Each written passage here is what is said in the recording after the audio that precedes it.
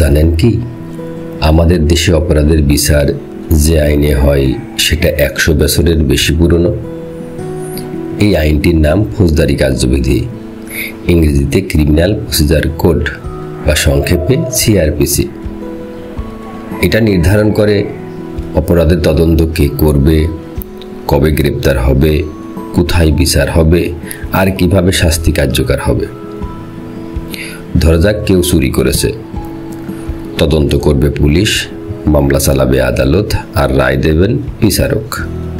এই পুরো প্রক্রিয়া কেমন হবে সেই নির্দেশনাই দেয় ফৌজদারি কার্যবিধি। সংক্ষেপে বললে এই আইনই হলো ন্যায় বিচারের রোডম্যাপ। যেখানে আইন ভাঙে সেখানে ফৌজদারি কার্যবিধি শৃঙ্খলা ফিরিয়ে আনে। আগামী পর্বে আমরা জানব ফৌজদারি কার্যবিধি কোথায় এবং কাদের জন্য প্রযোজ্য। আইনের পথে থাকুন আইন থেরাপির সঙ্গে।